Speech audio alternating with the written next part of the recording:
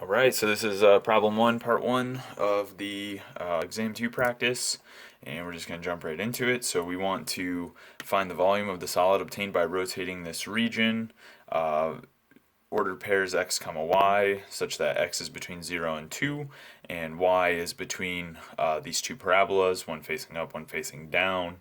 We'll see very soon that they both have, well, I mean, this smaller one is just negative of the larger one, so it'll actually be symmetric with respect to the x-axis, but we'll see that the zeros are located at x equals 0 and x equals 2. Maybe that's even obvious from how it's set up. Either way, we're going to rotate that region about the line x equals -1. That's a vertical line, and we will compute the volume of that solid. Okay, so like I was saying with this x squared minus 2x quantity, this is just negative of the larger values that y is allowed to take. So they'll have the same zeros. So the graph of this function is going to be a parabola.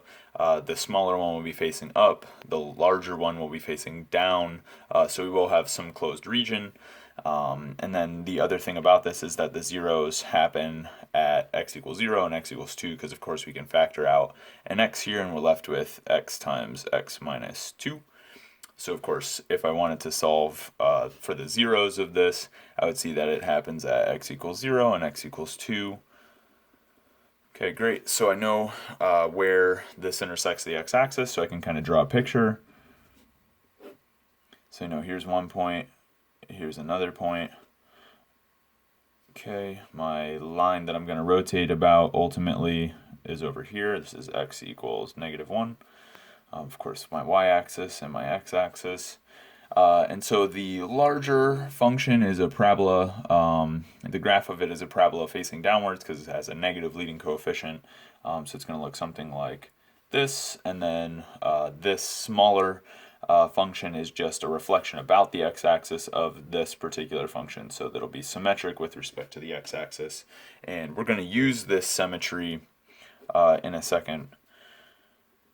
So certainly one way that we could do this volume calculation is by using cylindrical shells. And the reason that we would use cylindrical shells is because we can figure out the height of each of these cylindrical shells fairly easily.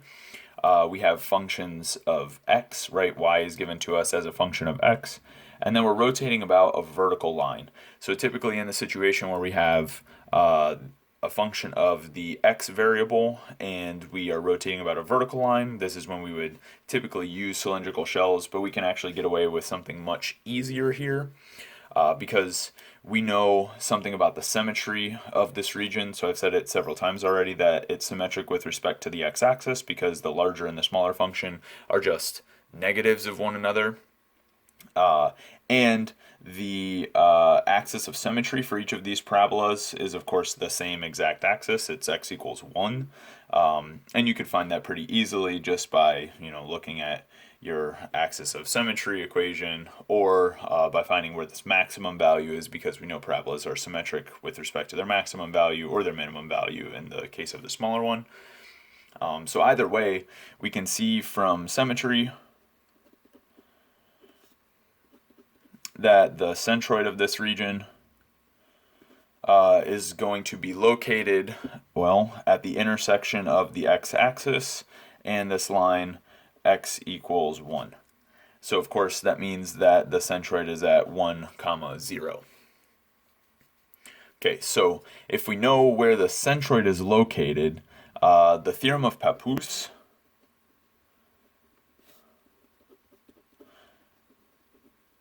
tells us that all we need to do to find the volume of this solid of revolution is to figure out how far away from our line of rotation our centroid is located, and then also find the area of the region and then combine them in a particular way.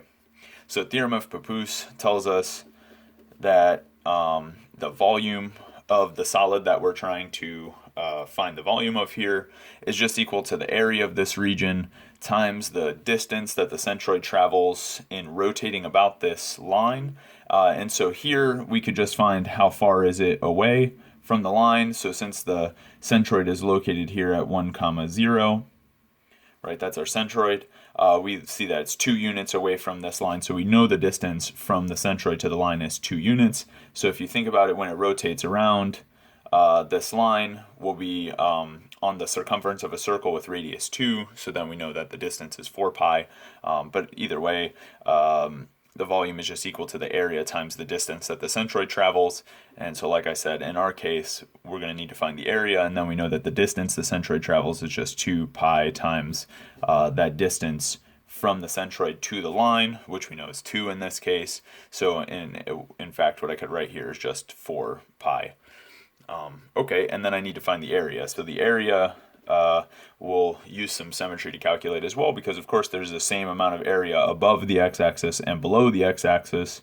So what I can do is just do 2 times the integral from 0 to 2, and I'll just find the area of the above the x-axis part. So this will be 2x minus x squared dx. And so this is going to be equal to, so of course we still have the 2 out here, integral of 2x is just x squared, and then I have a minus 1/3 x cubed, and I need to evaluate this at 2 and at 0. But very nicely, when I evaluate at 0, I get 0, so I only need to look at the value at 2. So I have 2 times 4 minus 8 over 3. So it looks like 12 over 3 minus 8 over 3 is 4 over 3, and then I have this 2 here, so this looks like 8 over 3. And then, like I said, so that's our area, and then to find the volume, using our theorem of Pappus, we know that we have just the area multiplied by our 2 pi times 2. And remember that 2 is coming from the distance from the centroid to this line of rotation. And so in that case, this just gives us 32 pi over 3, and that is our final answer. And so like I said, you could certainly use the method of cylindrical shells here to compute the volume, but this somehow seems really easy because all we have to do is compute this area and just note that the centroid lies 2 units to the right of the line that we're rotating about. All right, so I'll see you on the next one.